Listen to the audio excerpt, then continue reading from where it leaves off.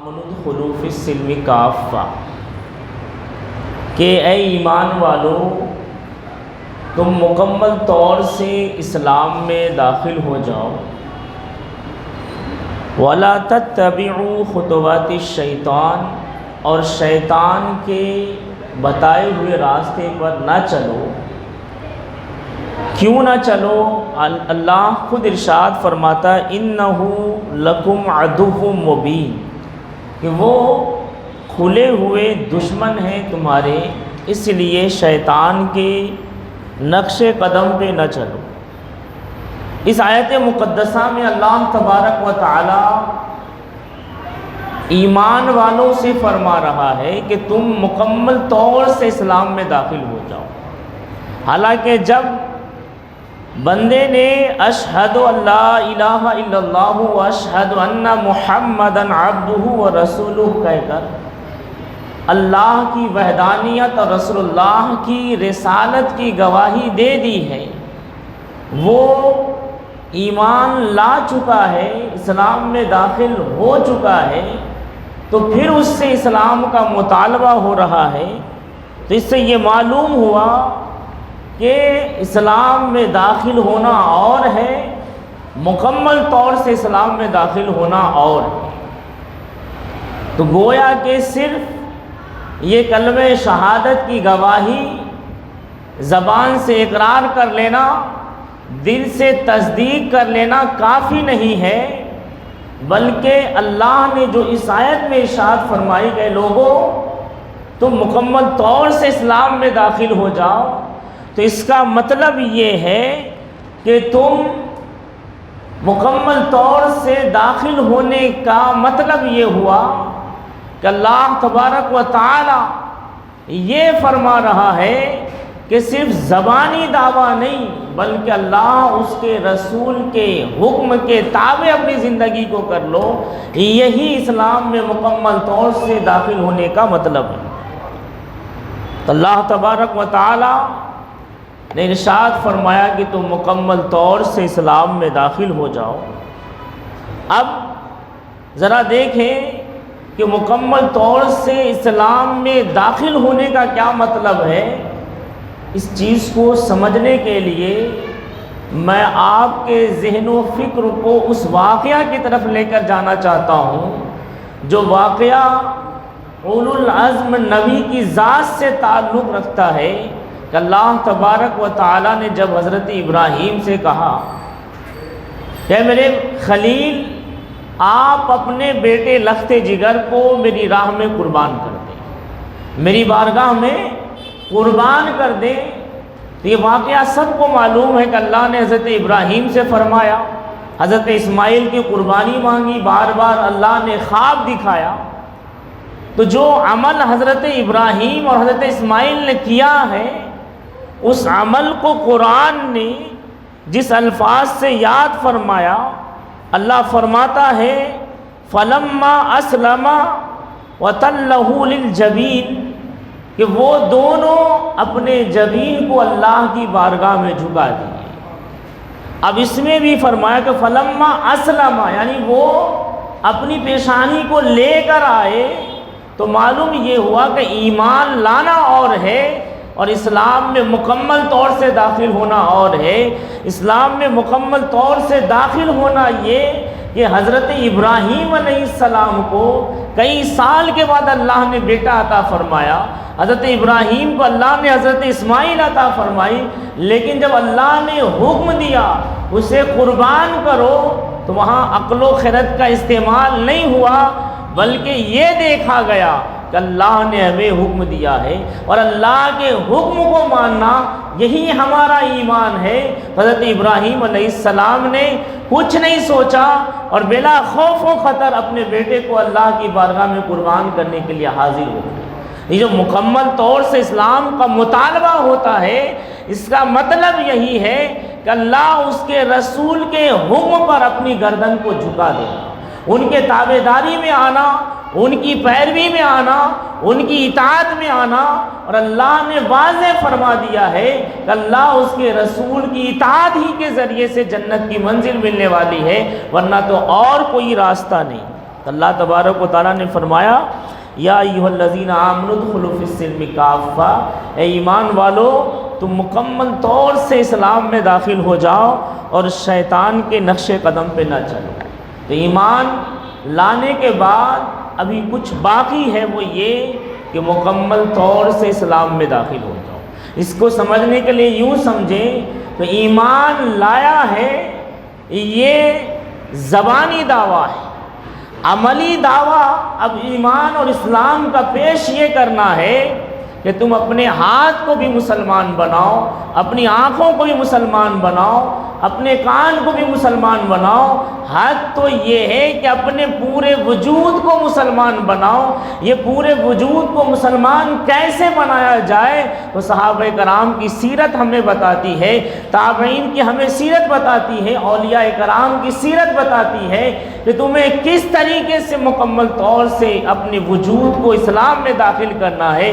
حضرت عمر فاروق رضی اللہ تعالیٰ عنہ کا واقعہ ہے کہ آپ ایک سفر میں جا رہے تھے، آپ کا توشہ سفر ختم ہو گیا، تو آپ نے دیکھا کہ ایک چرواہا بکری چرا رہا، تو آپ نے ان سے کہا کہ تم مجھے بکری کا دودھ دے دو تاکہ میں اپنی بھوک مٹاؤں۔ اور اس وقت یہ رواج تھا کہ چرواہا یا بکری کے مالک مسافر کو، راستہ چلتے ہوئے مسافر کو بکریوں کا دودھ دیا کرتے تھے، ان کی میزبانی کیا کرتے تھے۔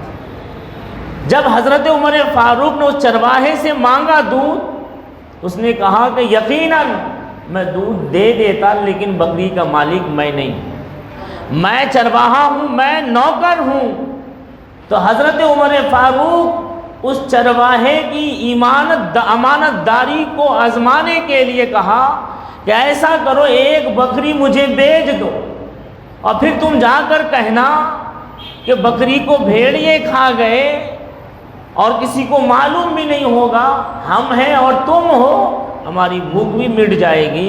لیکن اس چرواہے نے جو جواب دیا، کہا یقیناً اس بکری کا مالک تو نہیں ہے یہاں پر، لیکن اس کا مالک تو ہے، اللہ تبارک و تعالیٰ تو دیکھ رہا ہے، اس مالک کا مالک ہے، میں اسے کیا جواب دوں گا؟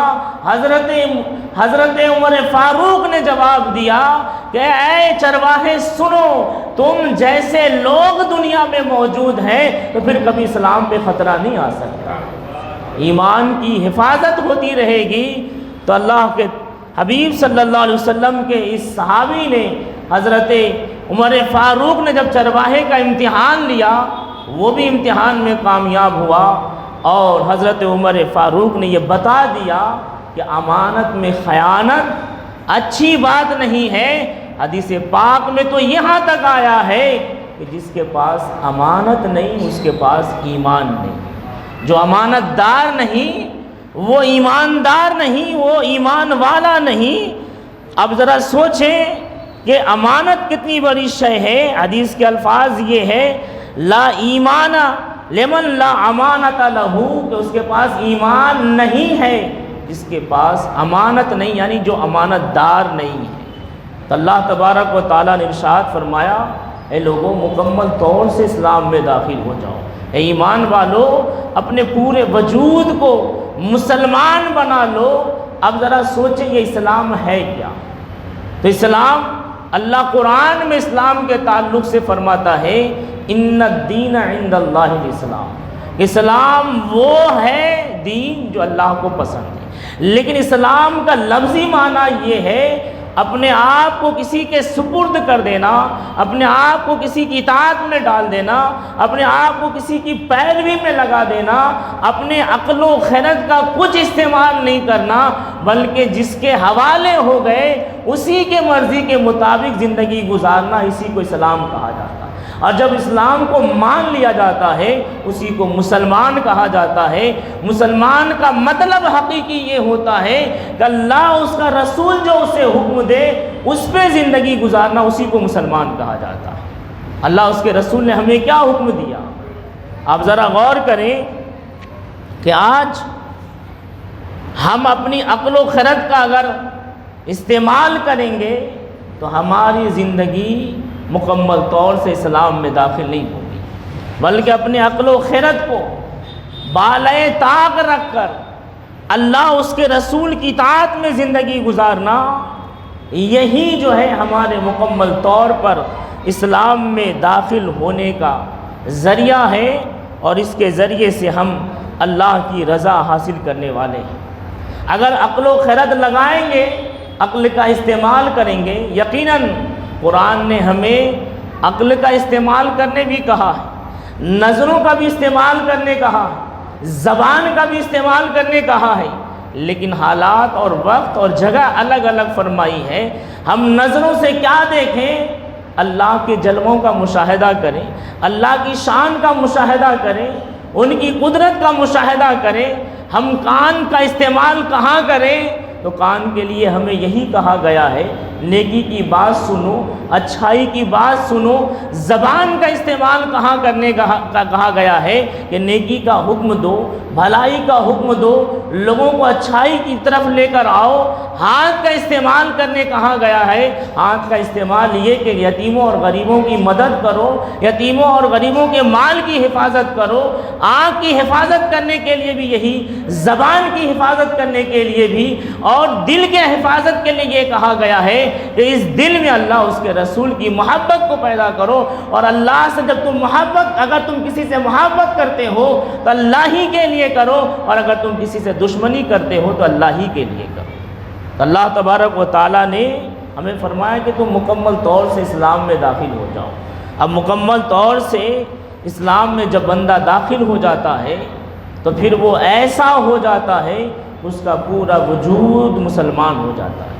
پورا وجود جب مسلمان ہو جاتا ہے تو پھر اس کے ہاتھ پیر سے، اس کی زبان سے، اس کے کردار سے، اس کی سیرت سے کسی کو کوئی تکلیف نہیں ہوتی ہے، کسی کی کوئی پریشانی نہیں ہوتی ہے، کیونکہ جب بندہ محفوظ ہو، مسلمان ہے، مسلمان کا ایک معنی محفوظ کے بھی آتا ہے، جب وہ محفوظ ہے تو پھر کسی کو کیا تکلیف دے گا، پھر کسی کو کیا پریشانی دے گا۔ تو ایسے ہی مسلمان کے تعلق سے فرمایا اللہ کے حبیب نے کہ تم میں سے کوئی اس وقت تک کامل ایمان والا مسلمان ہو ہی نہیں سکتا اس کے ہاتھ سے اور زبان سے دوسرے مسلمان محفوظ نہ ہو۔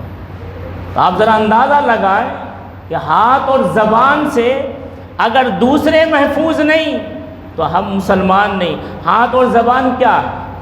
ہاتھ سے مطلب یہ کوئی ایسا عمل نہ کرو جس سے دوسرے مسلمان کو تکلیف ہو۔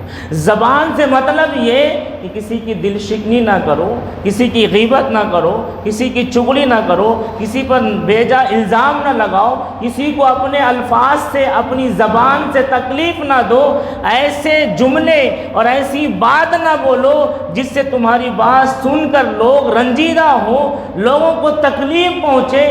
اگر یقین جانے ہماری زبان سے کسی کو تکلیف نہیں ہوتی، ہمارے ہاتھ سے تکلیف نہیں ہوتی ہے، تو سمجھ جائیں ہم مکمل مسلمان ہوں گے۔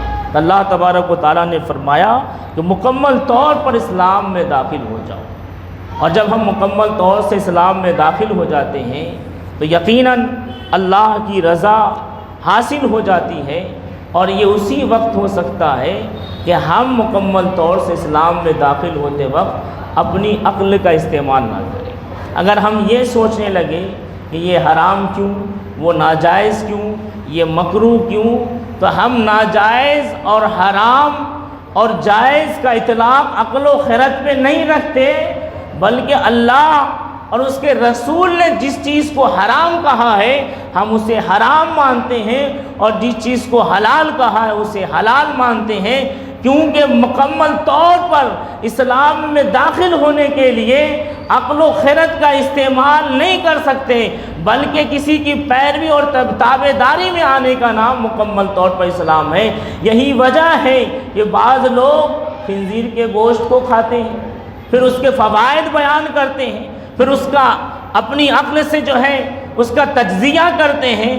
بعض لوگ شراب پیتے ہیں، شراب کے فوائد بیان کرتے ہیں، جوا کھیلتے ہیں، جوا کے فوائد بیان کرتے ہیں، زناکاری کرتے ہیں، پھر اس کے عام اور اس کو بڑھاوا دینے کے جو ہے طریقے ایجاد کرتے ہیں، تو ذرا دیکھیں عقل لگا بیٹھے کہ آخر سور کا گوشت، خنزیر حرام کیوں، ہم اسے کھا سکتے ہیں، اس کے فوائد ہیں، اس سے طاقت حاصل ہوتا ہے۔ جو کھاتے ہیں کفار و مشرکین وہ یہ فوائد اپنی عقل سے بیان کرتے، لیکن ایک مسلمان عقل کا تابع دار نہیں ہے، وہ اللہ اس کے رسول کا تابع دار ہے۔ وہ اپنی عقل کا استعمال نہیں کرتا ہے، بلکہ یہ دیکھتا ہے کہ اس عقل کو کس نے بنایا ہے۔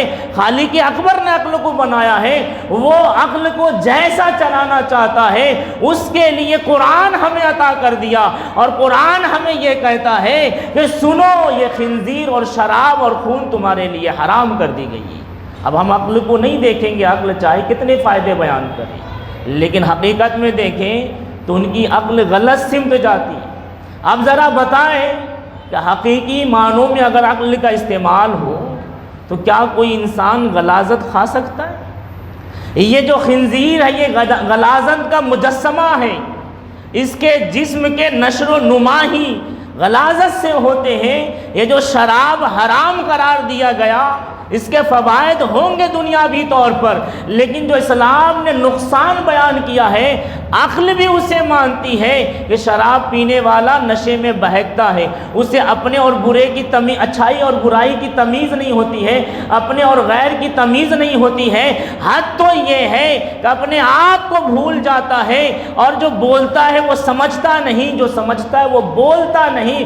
اسی لیے شراب حرام قرار دی گئی کہ انسان اگر اس میں لگا رہا اور پیتا رہا تو پھر وہ اچھائی اور برائی کی تمیز بھول جائے گا، اور نہ جانے کون کون سا گناہ کر بیٹھے گا، کون کون سی غلطیاں کر بیٹھے گا، اور اس کے جسمانی نقصان بھی ہے۔ ایسے ہی جوا کو اسلام نے حرام اس لیے قرار دیا کہ یقیناً جیتنے والا بڑا خوش ہوتا جائے گا، جیتنے والا جیتتا جائے گا، مالدار بنتا جائے گا، لیکن جو ہارتا ہے، ہارنے والا کنگال ہوتا جائے گا، اور اس کی کنگالیت سے حالت کہیں یہاں تک نہ آ جائے کہ وہ مال کی محبت میں اپنے آپ کو نہ کھو دے۔ تو اسلام تو یہ اجازت دیتا ہے، ہمیں یہ بتاتا ہے، ہمیں یہ بیان کرتا ہے تم اپنے ہاتھ پیر سے کسی کو تکلیف نہ دینا، تو پھر یہ عمل مسلمان کیسے کر سکتا ہے؟ تو معلوم یہ ہوا کہ مسلمان کے لیے جو چیز حلال ہے وہ ہمیں قرآن و حدیث سکھاتی ہے، جو چیز حرام ہے وہ ہمیں قرآن و حدیث بتاتی ہے، ہم عقل و خرد کی طرف نہیں جاتے۔ اللہ نے فرمایا یا ایھا الذین آمنوا ادخلوا فی السلم کافہ، اے ایمان والو مکمل طور سے اسلام میں داخل ہو جاؤ، یہی تمہارے لیے نجات کا راستہ ہے۔ اسلام نے ہمیں کسی ایک جگہ محدود کر کے نہیں رکھا، بلکہ اللہ تبارک و تعالیٰ نے ہماری پوری زندگی کا گزارنے کا طریقہ نبی اکرم صلی اللہ علیہ وسلم کی زندگی کی شکل میں ہمیں عطا فرما دیا۔ آپ دیکھیں اسلام کے 5 حصے۔ اسلام جب کوئی شخص مسلمان ہوتا ہے یا اسلام میں ہے تو اس کی زندگی کے 5 پہلو ہیں، یعنی اسلام میں وہ کس طریقے سے اپنی زندگی کو گزارے۔ اس اسلام نے اپنے اندر 5 حصے رکھے، جیسے بولتے ہیں کہ اسلام کی بنیاد 5 چیزوں پر ہے، کلمہ، نماز، روزہ، حج، زکوٰۃ۔ ایسے اسلام کے 5 حصے ہیں کہ ان حصوں پر عمل کیا جائے، ان میں سے کوئی حصہ ایسا نہیں جس کو ترک کیا جائے۔ اگر کوئی حصہ ہم چھوڑ دیں، ترک کر دیں، تو جس طریقے سے آپ کے سمجھانے کے لیے کہ بڑے جانور میں قربانی جو دی جاتی ہے وہ 7 حصے کی ہوتی ہے، اگر ایک حصہ بھی کم رہا تو قربانی مکمل نہیں ہوگی اس جانور کی۔ 7 حصے کا 7 لوگوں کا نام لینا ضروری ہے، 7 لوگوں کی طرف سے بڑے جانور میں قربانی کرنا ضروری ہے، چاہے کوئی شخص اپنی طرف سے 2 ہی حصہ کیوں نہ ہو، کیونکہ اسلام نے اصول بیان کر دیا۔ ایسے ہی اگر کوئی مسلمان ہے، ایمان والا ہے، اسلام کے ان 5 حصوں پر عمل کرنا ضروری ہے۔ وہ 5 حصہ کیا ہے؟ پہلا ہے عقائد۔ عقائد کا صحیح ہونا ضروری ہے۔ عقیدہ کی جمع عقائد۔ عقائد یعنی ہم جس کو مانتے ہیں، جس کو یقین کرتے ہیں، جس پر ایمان لے کر آئے ہیں، پہلا حصہ اسلام کا عقائد یعنی ہمارا عقیدہ درست ہونا چاہیے، ہمارا عقیدہ صحیح ہونا چاہیے۔ میں اپنی زبان میں یہ کہوں گا کہ عقائد کی حیثیت یہ ہے کہ یہ اسلام کی انٹری کی ٹکٹ ہے۔ اگر یہ ٹکٹ ہی صحیح نہیں اور ہم چور دروازے سے اگر کسی کے گھر میں داخل ہوں گے تو چوری کہلائیں گے، اور اگر ہم مین دروازے سے اجازت لے کر جائیں گے تو ہماری میزبانی ہوگی، ہماری خاطر و تواضع ہوگی۔ اور اسلام نے کہا کہ اپنے عقیدے درست کرو، تو عقیدے میں دو چیز آتی ہے، ایک اللہ کے تعلق سے، ایک رسول اللہ کے تعلق سے۔ کہ ہمارا عقیدہ اللہ کے تعلق سے کیا ہونا چاہیے، ہمارا عقیدہ رسول اللہ صلی اللہ علیہ وسلم کے تعلق سے کیا ہونا چاہیے۔ تو قرآن نے دونوں چیز کو بیان کر دیا کہ اللہ کے تعلق سے عقیدہ یہ ہونا چاہیے کہ لا الہ الا اللہ، کہ اللہ کے سوا کوئی الہ نہیں، کوئی معبود نہیں۔ اب ہم عبادت کریں گے تو صرف اللہ کی عبادت کی جائے گی، اس کے سوا کسی کی عبادت نہیں کی جائے گی۔ اور اس کے کلمے کے دوسرے حصے کو کہا گیا کہ محمد الرسول اللہ، محمد صلی اللہ علیہ وسلم اللہ کے رسول ہیں۔ اب جو رسول ہوتے ہیں ان کے تعلق سے ہمیں کیسا عقیدہ رکھنا چاہیے؟ مختصراً عرض کر دوں تو جو رسول ہوتے ہیں وہ معصوم ہوتے ہیں، جو رسول ہوتے ہیں وہ بامختار ہوتے ہیں، جو رسول ہوتے ہیں وہ حیات والے ہوتے ہیں، جو رسول ہوتے ہیں وہ ہر عیب سے پاک ہوتے ہیں، جو رسول ہوتے ہیں وہ ساری انسانیت میں سب سے افضل و اعلیٰ ہوتے ہیں۔ تو ہمیں نبی اکرم صلی اللہ علیہ وسلم کے تعلق سے یہی عقیدہ رکھنا ہے کہ جو رسول ہوتے ہیں وہ حاضر و ناظر ہوتے ہیں، جو رسول ہوتے ہیں وہ اور بشروں سے الگ بشر ہوتے ہیں، بشر تو ہوتے ہیں لیکن ان میں امتیازیت ہوتی ہے، ان کی شان الگ ہوتی ہے۔ جو رسول ہوتے ہیں وہ عالم والغیب والشہادہ، رب کی طرف سے علم عطا کیا جاتا ہے غیب کا۔ تو معلوم یہ ہوا کہ اسلام نے جو 5 حصے رکھے ہیں وہ یہ کہ پہلا عقیدہ ہے، ہمارا عقیدہ صحیح ہونا چاہیے۔ اس کے بعد اسلام نے کہا دوسرا حصہ ہے عبادات۔ عبادات میں کیا ہے؟ تو نماز، روزہ، حج، زکوٰۃ، یہ عبادات ہیں۔ اب ان 5 پر، ان کے وقتوں پر، ان پر عمل کرنا ہر مسلمان کے لیے ضروری ہے۔ نماز کے لیے اللہ اس کے رسول نے ہمیں بیان فرما دیا کہ جب تم بالغ ہو جاؤ گے، عاقل و بالغ اور مسلمان ہونا ضروری ہے۔ پھر اس کے لیے ضروری کیا ہے؟ تو اسلام نے ہمیں سکھا دیا کہ نماز کے لیے شرائط ہے، فرائض ہے، واجبات۔ اب شرائط کیا ہے؟ نماز پڑھنے کے لائق ہونے کے لیے ایمان والا، عاقل و بالغ اور مسلمان ہونا ضروری، اور نماز کے لیے کھڑے ہونے کے لیے طہارت والا، پاک و صاف ہونا ضروری۔ تو نماز، روزہ، حج، زکوٰۃ یہ اسلام کا دوسرا حصہ ہے۔ اب اگر نماز کا وقت آ جائے اور ہم نماز نہ پڑھیں تو اسلام کے حصے میں سے ایک حصے کو چھوڑنا لازم آئے گا۔ تو یہ عقیدہ درست ہونا ضروری ہے۔ تو نماز سے پہلے عقیدے کو رکھا، نماز سے پہلے اعتقاد کو رکھا، روزہ سے پہلے اعتقاد کو رکھا کہ ظاہر سی بات ہے نماز، روزہ، حج و زکوٰۃ اس وقت قبول ہوتے ہیں جبکہ ایمان صحیح ہو، جبکہ ایمان سلامت ہو، اور ایمان اس وقت سلامت ہوتی ہے جب اللہ اس کے رسول کی اطاعت میں، جب حضور صلی اللہ علیہ وسلم کی پیروی میں ہو، تب جا کر ہمارا ایمان سلامت ہے۔ تو اللہ نے جو قرآن میں فرمایا یا ایھا الذین آمنوا ادخلوا فی السلم کافہ، اے ایمان والو مکمل طور سے اسلام میں داخل ہو جاؤ، تو اس آیت کا ایک لفظوں میں ترجمہ یہ ہے کہ اے ایمان والو اپنے نبی کی زندگی کو اپنی زندگی بنا لو، اسی میں تم مکمل طور سے اسلام میں داخل ہو، جو انہوں نے کہا ہے اس پہ زندگی گزارو۔ اس کے بعد ہے تیسرا حصہ معاملات۔ یہ جو معاملات ہیں اللہ اس کے بارے میں بھی سوال کرے گا، اللہ اس کے تعلق سے بھی ہم سے پوچھے گا کہ تمہارے کیا معاملات تھے دنیا میں۔ یہ عبادات تو سوال ہوں گے ہی، عبادات کا کوئی انکار نہیں۔ معاملات کیا ہے؟ تو معاملات میں آتے ہیں خرید و فروخت، بیع و شرع، خریدنا بیچنا۔ معاملات میں آتے ہیں لین دین، معاملات میں آتے ہیں ایک دوسرے کے تعلقات، معاملات میں آتے ہیں رشتہ داری، اگر ہم معاملات صحیح نہیں رکھیں گے، بعض روایتوں میں حدیث کا مفہوم یہ ہے کہ اگر بندہ نمازی ہو، حاجی ہو، روزے دار ہو، یہ سب اپنی جگہ پر، اگر اس کا معاملات صحیح نہیں ہے تو پھر بڑی مشکل ہے اس کے لیے۔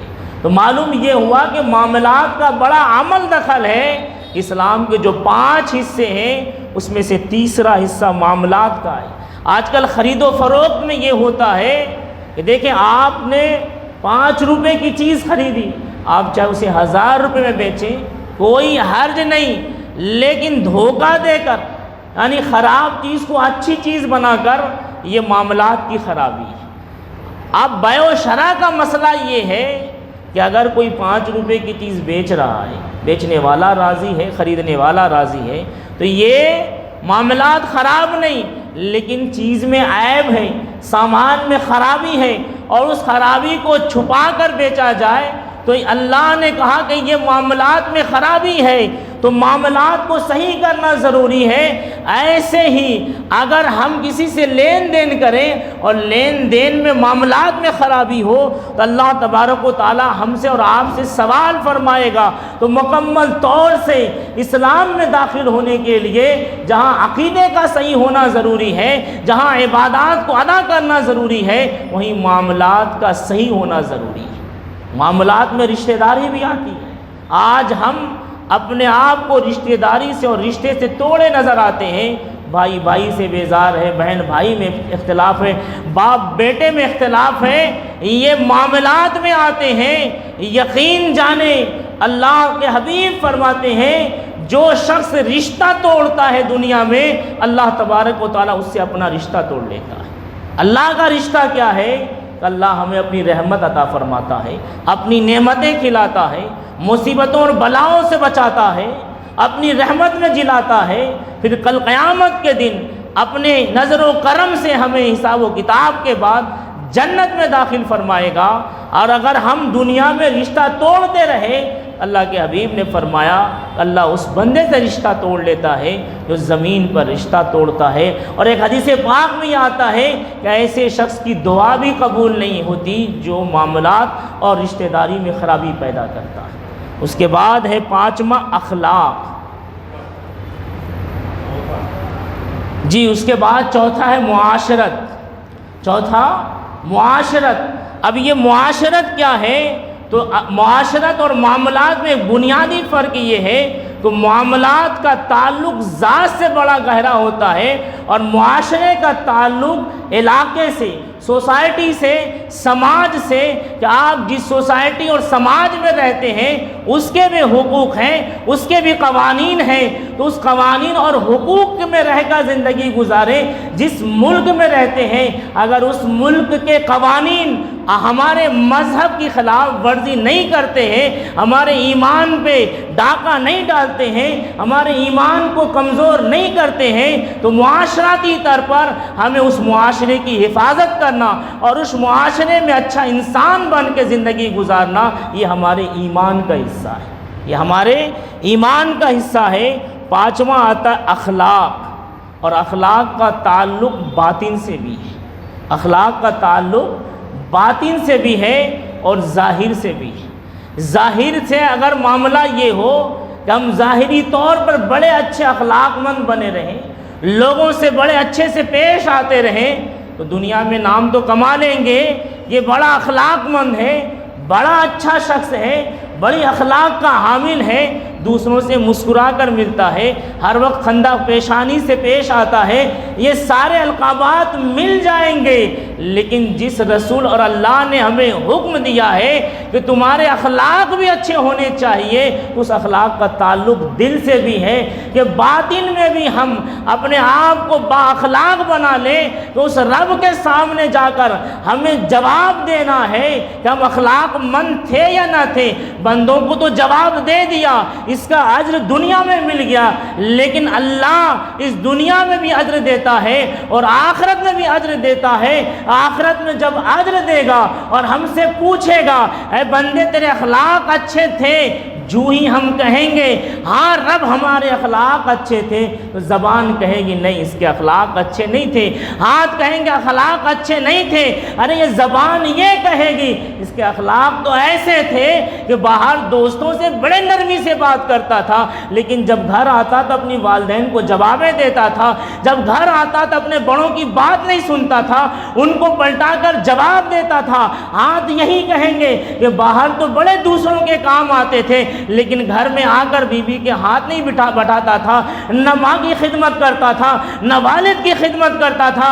یقین جانے اخلاق کا جتنا تعلق ظاہر سے ہے اتنا تعلق باطن سے ہے، اور اس چیز کو سمجھنے کے لیے وہ بڑی مشہور حدیث بھی ہے کہ کل قیامت کے دن مفہوم حدیث یہ ہے کہ اللہ 3 شخص کو بلائے گا، ایک عالم کو، شہید کو، سخی کو، تینوں سے اللہ سوال کرے گا۔ عالم سے بھی پوچھا جائے گا، سخی سے بھی پوچھا جائے گا، شہید سے بھی پوچھا جائے گا کہ تمہارے ساتھ کیا کیا جائے۔ عالم سے پوچھا جائے گا، عالم کہے گا میں نے اللہ اس کے رسول کے بتائے ہوئے راستے پر چلا، علم انبیاء کو حاصل کیا، علم دین کو حاصل کیا، اس کے مطابق زندگی گزارا، لوگوں تک علم پہنچایا۔ یہ تو ظاہری اعتبار سے ہے۔ اللہ کہے گا وہ سب تم کر لیے، لیکن باطن میں کیا تھا؟ باطن میں یہ تھا کہ لوگ عالم کہیں گے، مفتی کہیں گے، عالم کہیں گے، فاضل کہیں گے، فلاں فلاں القاب سے یاد کریں گے، وہ سب دنیا میں رہ گئے اور تم نے اسی نیت سے کیا تھا، میرا تمہارے پاس کوئی حصہ نہیں ہے، جہنم میں جاؤ۔ یہی حال سخی کا ہوگا۔ سخی سے بھی پوچھا جائے گا، وہ بھی اپنے مال کی دہائی دے گا، مال یہاں خرچ کیا، وہاں خرچ کیا، اتنا دیا، اتنا دیا، لوگوں کی مدد کیا، لوگوں کو اتنا کھانا کھلایا، کپڑے پہنایا، پانی پلایا۔ اللہ کہے گا ہوا کیا؟ کہا مجھے لوگ سخی کہنے لگے، مالدار کہنے لگے، دل میں یہ انگڑائی لی میں مالدار ہوں، کہا وہ سب دنیا میں رہ گیا۔ نیت کیا تھی؟ نیت یہی تھی کہ مالداری دنیا میں، اب یہاں کچھ نہیں۔ یہی حال شہید کا ہوگا۔ تو معلوم یہ ہوا کہ ظاہری کچھ اور تھا، باطن کچھ اور تھا، تو اتنی محنت کے باوجود بھی اجر سے محروم کر دیے جائیں گے۔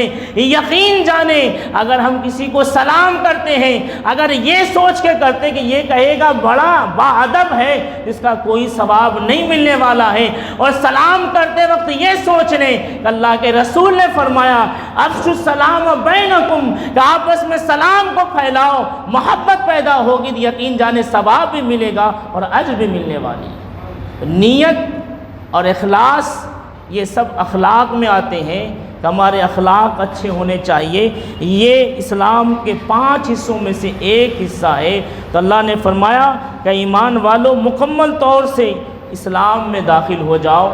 جب تم مکمل طور سے اسلام میں داخل ہو جاؤ گے تو پھر اللہ تبارک و تعالیٰ نے اسی اہل ایمان کے لیے جنت بنائی ہے، اور وہ جنت ایسی جنت کہ اللہ خود فرماتا ہے جس کے نیچے نہریں جاری ہیں، جس کی نعمتوں کا ہم گمان نہیں کر سکتے۔ دنیا میں جتنی نعمتیں ہم نے دیکھی ہے اور کھائے ہیں، استعمال کر رہے ہیں، یہ سب نعمتیں جنت کے سامنے ہیں، اس کی کوئی حیثیت نہیں۔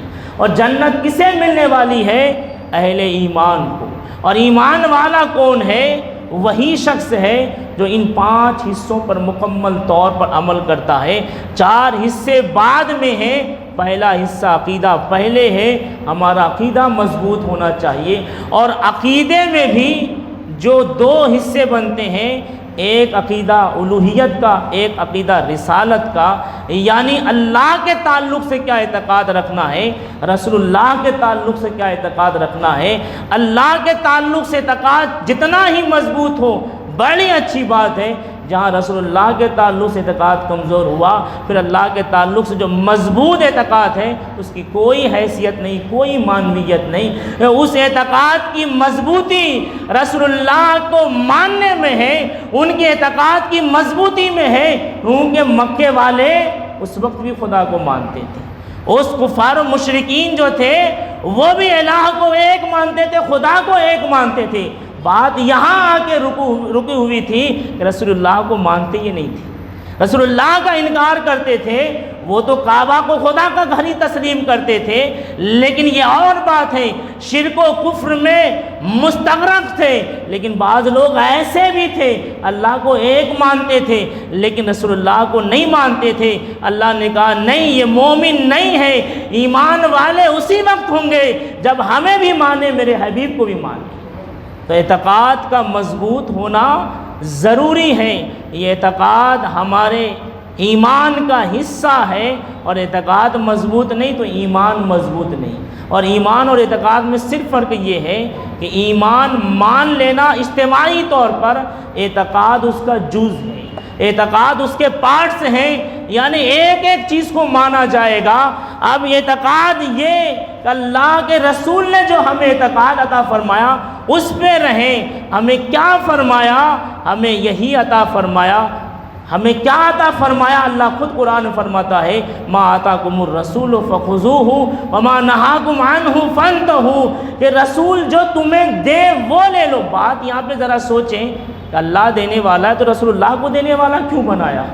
کہ رسول جو دے لے لو، یہ بھی کہہ سکتا تھا رب کہ جو طریقہ ہم نے بتایا ہے اور رسول جو تمہیں بتائے لے لو، نہیں، کہا ما آتاکم الرسول فخذوہ، رسول جو عطا کریں، جو دیں۔ اب عطا کیا کرتے ہیں؟ عطا ہمیں یہ کیا کہ لوگوں دیکھو میری زندگی کیسی ہے، میں نماز کیسے پڑھتا ہوں، میں روزہ کیسے رکھتا ہوں، میں حج کیسے کرتا ہوں، میں لوگوں کو زکوٰۃ دینے کی تعلیم کیسے دیا ہوں، میرے معاملات ہم نشینوں سے کیسے ہیں، بیویوں سے کیسے ہیں، رشتہ داروں سے کیسے ہیں، بڑوں سے کیسے ہیں، چھوٹے سے کیسے ہیں۔ پوری زندگی کو ملاحظہ کر لو اور اسی پر اپنی زندگی کو منحصر کر دو۔ اسی کا نام ایمان ہے، اسی کا نام ایمان ہے اور اسی میں نجات ہے۔ اللہ نے فرمایا ما آتاکم الرسول فخذوہ، رسول جو دیں اسے لے لو، اور جن چیزوں سے روکیں اس سے رک جاؤ۔ ہمیں کن چیزوں سے روکا؟ جتنے منہیات ہیں، جتنے حرام ہیں، ان چیزوں سے روکا، اور یہ بھی فرمایا کہ سنو، روکا کیا؟ یہ بھی کہا میرے صحابہ کو برا بھلا نہیں کہنا، یہ بھی منع فرمایا کہ میرے صحابہ کی تعظیم کرنا، میرے اہل بیت سے محبت کرنا۔ یہ سب چیزیں ما آتاکم الرسول میں آتے ہیں، تو ظاہر سی بات ہے ایمان اسی وقت مکمل ہوگا جب ہم اس عطا پر مکمل منحصر ہو جائے اور اس عطا پہ راضی ہو جائے۔ رضا کا مطلب یہی ہے کہ ہم اس کی سنت پہ زندگی گزاریں۔ اللہ نے فرمایا کہ ایمان والوں مکمل طور سے اسلام میں داخل ہو جاؤ۔ میں نے ایک جملہ کہا کہ مکمل طور سے اسلام میں داخل ہونے کا مطلب یہ ہے کہ سیرت مصطفی کو اپنا لیا جائے، اس سے اور کوئی اکملیت جگہ نہیں ہے۔ یہی چیز ہے جو ہمیں مکمل طور سے اسلام میں داخل کر دے گی۔ تو یقیناً آپ صحابہ کرام رضوان اللہ تعالی اجمعین کی زندگی کا جب مطالعہ کریں گے تو وہ کس طریقے سے مکمل طور سے اسلام میں داخل تھے۔ آپ ذرا دیکھیں حضرت ابوبکر صدیق، حضرت عمر فاروق، حضرت عثمان غنی، حضرت مولا علی، حضرت امیر معاویہ، ان سب کی زندگی اٹھا کر دیکھیں، سارے صحابہ کی زندگی اٹھا کر دیکھیں، ہمیں یہی دیتی ہے درس ان کی زندگیاں۔ انہوں نے کچھ اپنے عقل و خرد کا استعمال نہیں کیا، جو رسول اللہ دیتے تھے اسے لے لیتے تھے، اور جن چیزوں سے روکتے تھے اس سے رک جاتے تھے۔ ایک صحابی رسول آئے حضرت حذیفہ بن یمان، ان کے والد حضرت یمان مکے سے مدینہ ہجرت کرتے ہوئے آئے کہ راستے میں ابو جہل سے ملاقات ہوئی۔ ابو جہل نے کہا تم کہاں جا رہے ہو؟ حضرت یمان نے کہا کہ میں مدینہ جا رہا ہوں۔ کہا کیوں؟ کہا ایمان لانے جا رہا ہوں، مسلمان ہونے جا رہا ہوں۔ کہا پھر میں تمہیں نہیں چھوڑوں گا، اب تم جاؤ گے مسلمان ہوگے، ابھی ہماری جنگ ہونے والی ہے بدر کے میدان میں اور تم ان کا ساتھ دو گے۔ کہا جاؤں گا تو جاؤں گا۔ اس نے کہا سنو چھوڑ دیتا ہوں لیکن ایک شرط ہے، تم محمد عربی کی طرف سے مجھ سے لڑنے نہیں آنا۔ تو حضرت یمان نے اپنی جان بچانے کے لیے کہا ٹھیک ہے نہیں آؤں گا۔ جب پہنچے مدینہ، ایمان لے کر آئے، حضور کو احوال بیان کیا، قربان جائیں تعلیم مصطفیٰ پر۔ آپ نے کہا سنو یمان، اب تم میدان بدر میں نہیں جاؤ گے، اب تم جہاد نہیں کرو گے، کہا یا رسول اللہ اپنی جان بچایا ہوں۔ آپ نے فرمایا پہلے تم جو وعدہ کیے تھے وہ کسی اور حالت میں ہو گئے، اب تم میرے غلام ہو چکے ہو، اور جو غلام ہوتا ہے وہ آقا کا وفادار ہوتا ہے۔ دنیا والوں کو بتا دینا، یہاں ضرورت تھی افراد کی، یہاں 312 لوگ ہیں، اس میں بھی ایک نہیں، پھر اور کمی ہو رہی ہے، لیکن وعدہ کو نبھانے کے لیے رسول اللہ نے جو تعلیم دی ہے، کائنات میں ایسا کوئی قائد نظر نہیں آتا، ایسا کوئی آقا نظر نہیں آتا۔ پھر بھی کچھ ناپاک قسم کے لوگ کہتے ہیں کہ محمد صلی اللہ علیہ وسلم نبی نہیں ہے، اور جب وہ آئے دنیا میں تو اپنا ایک نیا دھرم، نیا مذہب، نیا دین لے کر آئے، لوگوں کو فساد اور دہشت گردی کی تعلیم دی۔ ایک لمحہ بھی محمد عربی کی تعلیم میں دکھا دو انہوں نے فساد کی تعلیم دی۔ انہوں نے اگر محمد عربی نہ آتے تو انسان میں انسانیت نہیں ہوتی تھی۔ آج جو کچھ انسانیت ہے اسی محمد عربی کا صدقہ ہے کہ انہوں نے اپنی زندگی ایسے ماحول میں گزار کے بتا دی کہ انسانیت کیا چیز ہوتی ہے اور انسان کیا ہوا کرتا ہے۔ آپ ذرا دیکھیں، حالانکہ ہونا یہ چاہیے تھا کہ وہ شامل کر لیتے، لیکن ایک اور انعام دیا کہ نہیں، تم وعدہ پہ اٹل رہو، تم نے وعدہ کر لیا۔ اور یہ جنگ بدر کے بارے میں بتاتا چلوں، یہ بدر ہوا کیا؟ بدر ایک میدان تھا، ایک کنویں کا نام تھا، وہاں پہ ایک جنگ ہوئی، اسلام کی پہلی جنگ تھی، لیکن اس جنگ سے جو اسلام کو قوت اور طاقت ملی ہے وہ قیامت تک یہ طاقت باقی رہے گی۔ جو اسلام کی نبض میں خون دوڑتا ہے یہ بدر کا حوصلہ ہے، یہ بدر کا حوصلہ ہے۔ آپ ذرا سوچیں کیا حالت رہی ہوگی، کئی بار سن چکے ہیں، لیکن اللہ نے جو انعام رکھا، کئی انعام سنے ہوں گے، لیکن اب جو میں انعام بتانے لگا ہوں آپ بہت کم سنے ہوں گے۔ اللہ کے حبیب نے کیا انعام رکھا؟ جو صحابی بدر میں شامل ہوئے تھے، جنگ بدر میں، ان کا اور صحابہ سے مقام بلند ہے۔ بدری صحابہ کا مقام بلند ہے، مقام بلند تو ہے ہی، حدیث کا مفہوم یہ ہے اور بزرگوں کا معمول یہ ہے کہ جب تمہیں کوئی پریشانی آ جائے، مشکلات آ جائے، حالات نہیں بن رہے ہوں، حالات بگڑ رہے ہوں، یکجا ہو کر بدری صحابہ کا وظیفہ کرنا ان کے نام کا، اللہ تبارک و تعالیٰ تمہارے پریشانی کو دور فرما دے۔ آپ قربان جائیں، جو وفادار اپنی وفاداری کا پہلی بار ثبوت دیا، اللہ نے وہ انعام رکھا، ان کے نام کے وظیفے کو وہ تاثیر دی کہ یقین جانے جو شخص بدری صحابہ کا نام لے کر وظیفہ کرے اور دعا میں شامل کر لے، اللہ اس دعا کو ضرور قبول فرماتا ہے۔ یہ ہوا کیسے؟ وہی انہوں نے اطاعت کی تھی۔ ایک اطاعت کی اور جھلک سناتا چلوں۔ ایک صحابی آئے گا، یا رسول اللہ میرے پاس تلوار نہیں، میں کیسے مقابلہ کروں اسی بدر کے میدان میں؟ کہا اچھا، کھجور کا شاخ اٹھا کر دے دیا۔ وہ صحابی لے کر چلے، حالانکہ عقل تو یہ کہہ رہی تھی تلوار اور کھجور کا شاخ۔ ذرا ان کے ایمان کی حرارت کو دیکھیں، ایمانی جذبہ دیکھیں، ایمانی قوت دیکھیں۔ انہوں نے اپنی نظر پر یقین نہیں کیا، نظر کو یہی کہتے رہے کہ آنکھ دیکھ رہی ہے کھجور کی شاخ، وہ بھی کچی شاخ، تلوار جلدی کاٹ دے گی اسے، لیکن انہوں نے دستے مصطفیٰ کو دیکھا، ہاتھ محمد عربی کو دیکھا، وہ سمجھ گئے ارے یہ ہاتھ وہ ہاتھ نہیں ہے، یہ ہاتھ تو وہ ہاتھ ہے جس کے اللہ نے کہا ید اللہ فوق ایدیہم، یہ ہاتھ تو وہ ہاتھ ہے جس کو اللہ نے کہا وما رمیت اذ رمیت ولکن اللہ رما، ارے یہ ہاتھ تو وہ ہاتھ ہے، یہ شاخ تلوار بنے تو کیا بات ہے، یہ ہاتھ تو وہ ہاتھ ہے جو چاند کے کلیجے کو توڑ دیتا ہے، چاند کو دو ٹکڑے کر دیتا ہے۔ اس صحابی رسول نے ظاہری حالات کو نہیں دیکھا، وہ یہی جانتے تھے کہ جدھر مصطفیٰ جان رحمت ہے ادھر ہی فتح ہے، ادھر ہی کامیابی ہے۔ وہ گئے شاخ لے کر، لڑے، تلوار دے کے نہیں شاخ لے کر گئے۔ کافر نے کہا اس کے مقابلے میں آئے ہو؟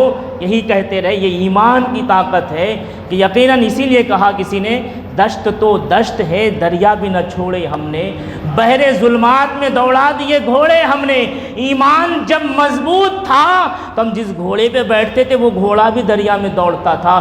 دشت تو دشت ہے دریا بھی نہ چھوڑے ہم نے، بحر ظلمات میں دوڑا دیے گھوڑے ہم نے، اندھیرے گھٹا ٹوپ راستے میں بھی ایمان والوں کے گھوڑے دوڑے ہیں، آج بھی ہمیں کامیابی مل سکتی ہے، آج بھی ہم سرخرو ہو سکتے ہیں، بشرطے کہ ہم مکمل طور سے اسلام میں داخل ہو جائے، اللہ اس کے رسول کی اطاعت میں آ جائے، اسی میں کامیابی ہے۔ رب کی بارگاہ میں دعا ہے اولا کہنے سے زیادہ عمل کرنے کی توفیق عطا فرمائے، کہنے میں سننے میں عمدن خطاً جو غلطیوں سے معاف فرمائے۔ وآخر دعوانا الحمدللہ رب العالمین۔